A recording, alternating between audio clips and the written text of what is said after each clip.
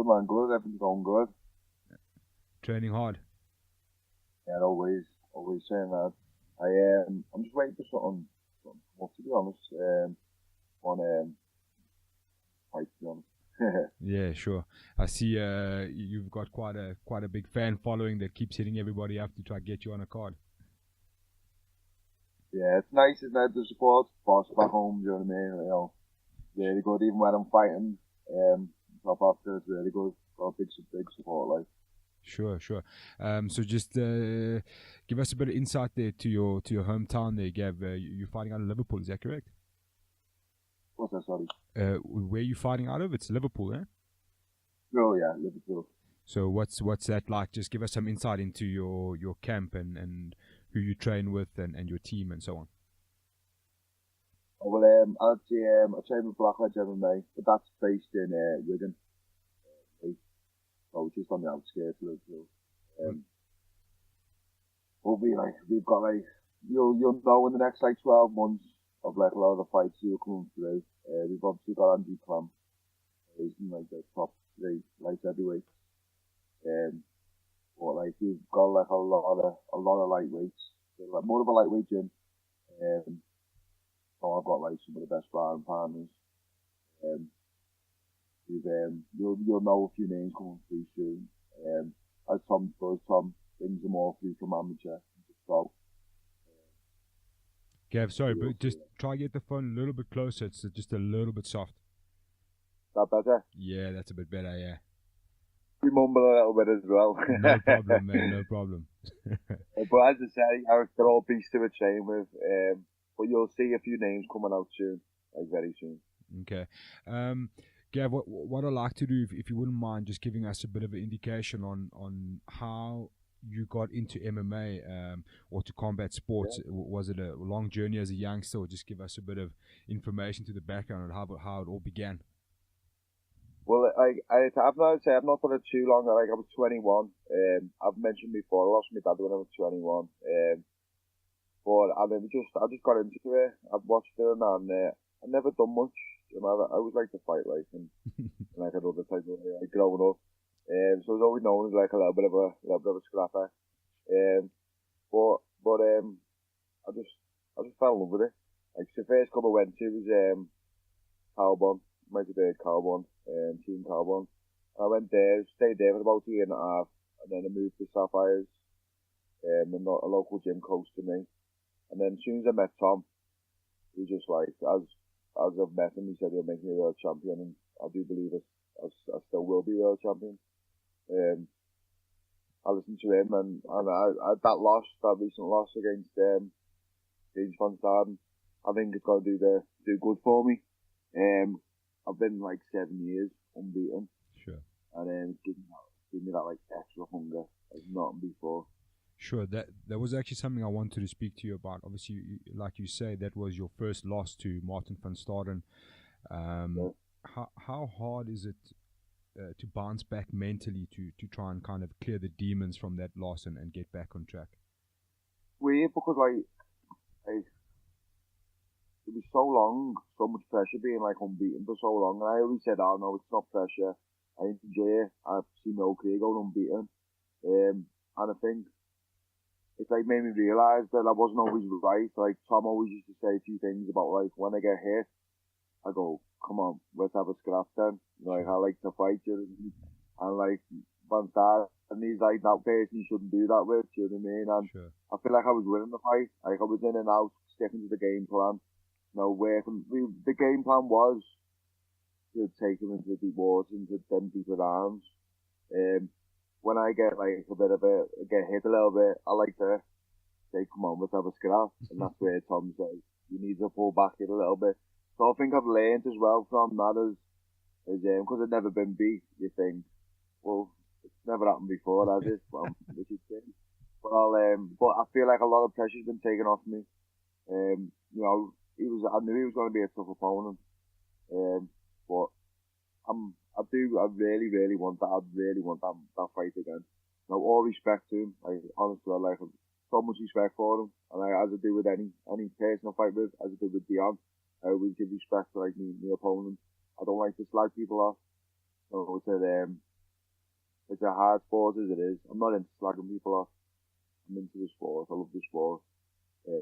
But I definitely want to fight again. You know what I mean? And all credit to him. Like, he caught me with a lovely shot. Like, really, like, good shot. I felt like I could give it to him a little bit, but he pounced on it and got it. So give him all the credit. Like, he deserved it. 100%, man. It was. I remember watching the fight. It was quite closely knit for quite some time. It seemed there were some really good exchanges, and it seemed like we were in for one hell of a show. Do you think you made a technical error, or was it more of a case that you just sidetracked from the game plan? No, yeah, I think it's technical error. Definitely, I think you're right. As I've said, then as I get hit, if you're watching it, I smile, and I think, come on, never have it. Yeah. And that's the thing I've got to learn of. Sometimes you need to stick to a game plan, and as Tom said, he wanted me to go into deeper rounds with him.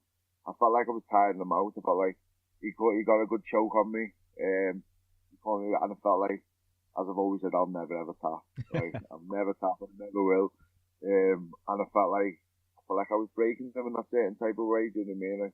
Like I said, I was going to be on him from the start, and it was fast pace. Yeah. But I can do that. I can do that for like 5 or 10 rounds. Like, I will never ever tire.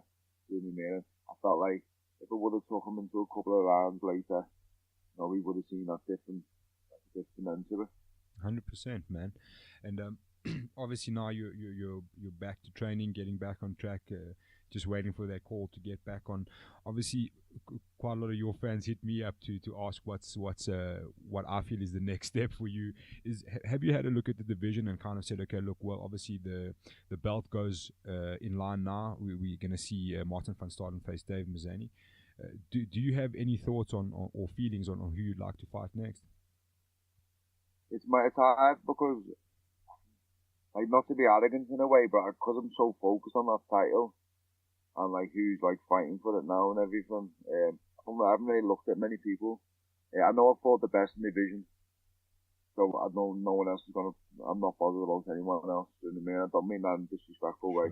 It's just mindset on that title, which I have since the signing.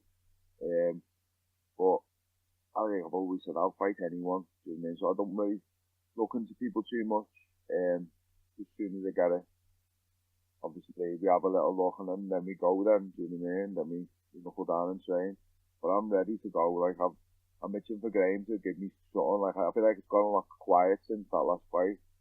It's understandable after the fight, do you know what I mean? But I want it to be talked up. I want to get back out there. I love Cape Town as well, the support. Like, even after the fight, the amount of people that text me from Cape Town, it was lovely. Like, real, like big support, like, for that good fan base there, as well as Johannesburg. Obviously, I won then, so, but it's nice when, like, you lose and people are still supporting you. Sure. And just how's your experience with South Africa been, and the EFC on a whole? Obviously, it's quite a strange thing to have to leave your own country and come to a foreign land. I mean, Joburg was the first one. I don't half enjoy it. Like, it's traveling the world, doing something you love, isn't it? Sure. And what a place to come now as well. Like as I've said, then like the amount of response I've had after this, like I love the people. I really do. Like even after a loss, and the response I got off from Cape Town was lovely. I still get people messaging me now saying they can't wait to see you back out there. Sure. Why aren't you on that card? Why am I on that card? And you're asking the wrong person there. Obviously you've got a fighting style that the fans enjoy. Obviously you've mentioned like you do get sidetracked from the game plan. Is it a matter of now going back and trying to change things, or is it just a learning curve to understand, okay, look, I took a loss and maybe the reason was listen to my coaches a little bit more. I know he'll want to hear that. I knew it as soon as I finished the fight. I knew what I'd done wrong. But I've done that a couple of times in a fight, and I've been caught or something's happened, but I've always come back. And as I said, like, I know I'll never tap, but like, someone's gonna have to beat me, they'll have to knock me out. But I feel like he could even still carry on, to be honest. But it was the right stoppage, don't get me wrong. But I feel like I'm always wanting to carry on, do you know what I mean? But I'd love to fight him again. I really would. Yeah. I think it'd be good. But like, all respect to him, you know what I mean? He's a veteran in the sport, you know what I mean? I'd love that fight again. Fair enough, man. So I guess you'll be watching that fight very closely to see how that all pans out. Definitely. I like even for Manzani as well, to be honest. But all respect to both of them, do you know what I mean? Like, they've done a lot in the sport and that. But you can't help who you want to fight, can you? Do you know what I mean? Like, I'm not a big one for calling people out, but they are like, I want to fight the best in the division. 100%, man. just talk us through, Gav. How did the whole EFC signing come about? Was it something that just happened overnight, or was it a organization that you'd been watching, or what was the case? I'd always watched them. I remember even like a while back now, I used to watch it, and it was like the first show that I'd seen. I was like, didn't have stand out. It's like a UFC, but this was like, well, good, like 3 or 4 years ago. Do you know what I mean? Sure. Well, what it was with Tom, I was fighting. The baby was due. He was due in like 3 weeks, and I just fought. Yeah, I just fought, and I'd won, and I was ready to go again straight away because it finished the lad in the first like couple of minutes. And I was fighting on a show, Tanko. And then Tom said something had come up. There was a fight there for us. I think it was talk about with Boyd Allen. And I was like, yeah, sound, yeah. But it was like, we don't have to wait for a week's notice or something. Baby was due a week later. Didn't tell the missus, like, but anyway, I was like, yeah, fine. I'm game, I'm a fight, you know what I mean? And then if obviously it fell through, never happened. And then that's when I already had an inkling that we were going to sign for them, but they just gave us a fight on a week's notice. And I was ready to fight anyway, just to get one in before the baby was born. As you know yourself, you need that little bit of a break sometimes when the baby's born. Sure. But even when I fought in Johannesburg, she was only 5 months old, you know what I mean? So, done a few camps with no sleep, like. Yeah, no, I can't imagine going through a camp in that situation with minimal sleep, man. And what were your thoughts when you got to the EFC? Obviously, you'd been fighting in the local scene and a couple of big shows. What was it like changing from those shows to the EFC? It was massive. Like, I always knew I was meant to be on them type of shows. But as what Tom's done with me in my career, we've stepped it up all the time. Like, even when I was amateur, like, I was main event on like a big venue where I live, against like an international fighter. So I felt like I've been built right. You know, so anytime, like little, I've grown as a fighter. You know what I mean? I've come up against obstacles like this. It's made me grow. I was ready for it. You know what I mean? Like, it was a big experience for that, fighting for the world title as well. You know, but now I've had that experience and can't wait to have it again. Yeah, 100%, man. What would you say is your end goal as a mixed martial artist? Obviously, as everyone says, be a world champion. You know what I mean? I do believe it will happen. But I just love doing it as well. It's not just. I always look at that I'm going to be around for a long time. I'm going to be world champion in like other organisations as well as the EFC. But I just love doing it as well. I'm blessed to do it. Like, I don't just think of myself in that way. I'm grateful I can do it every day. And now I provide for my family because I teach, and obviously I make money through fighting as well. So blessed life. Sure, man.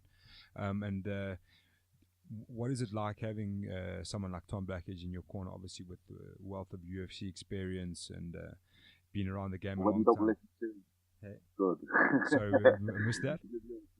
I was dreading speaking to him afterwards because I knew I never listened to him on that last bit. But as you could hear on the Dion fight, on the last fight, you can hear Tom like every word. Like no matter, it's like it's just perfect. It's weird. Like even the lads we've got in our gym, like we're all that close. No, if say for example Tom couldn't be there one day, but we've got like we're that closer than this. Tom teaches us all that much. We're all like it's spot on. Like the team we've got, unbelievable. Like really good. Yeah, man. But having Tom around as a coach all around, as you've said, the experience he's got, not just through coaching and fighting himself. About going, isn't it? Yeah, 100%, man. And I was lucky enough to spend a bit of time with you guys while you're out here. It seems like a sound dude as well. His knowledge is mad, isn't it? Yeah, very, very, very, very cool to listen to. So, but you kind of just waiting on any card. You'll jump on anywhere as soon as you get their call. I'm always ready, but obviously I had like, so made me have a couple of weeks off after that fight. And then a couple of more weeks from sparring, obviously, because what happened and everything. Sure. But I've been doing like he told me to start doing a few other things, which we won't like go into too much. But little few things, like, they'll be have to change, do you know what I mean? That like, sure. I'm very regimental, me. I was trying to better myself on the last fight, but he just took me out me a few comfort zones, and trust me, you will see. Obviously, like, I'll still be the same style fighter. I'm not going to change my style, but you'll see a lot of improvement in other areas as well. But I can't wait to fight like you. Who would you like me to fight anyway? Well, I keep saying Eleni Lunga, who's also kind of sitting waiting. I mean, Elena's got the longest winning streak, I think, in the EFC. I'm not sure. I don't think I've seen much of him. Yeah. Where's he fight out of? Out of FFM. He's Martin van Staaden's teammate, and he's a beast, man. And obviously it's always tough for him to, like, obviously he has to wait to see on who the champ is. He obviously can't fight his teammate. I suppose for me at the moment, there's a 6-way. Or let's say a top 6 in the lightweight division, obviously with Martin, Dave Mazzani, yourself, Eleni Lunga, and we're going to start to still keep Dion Brunning in the mix there, and Eleni Lunga, like 6 guys in contention there, like in and around the title. A lot of fans dying to see Eleni Lunga back in there, and I think the two of you would make a great style, very good stand-up fight. And I think it would be super interesting, but we wait and see, man. I don't know what Elaine's story is. I don't know what EFC's story is. Graham gets on it. I'm like, because I'm itching to fight. When's the next shows anyway? What's after this one? It's 8th of August, I think. I think it's the 8th. I'm not too sure, but it's the beginning of August, the first weekend, and then September after that. I think it's Sun City. 8th September. The 8th of September, I think it is in Sun City, just outside Joburg.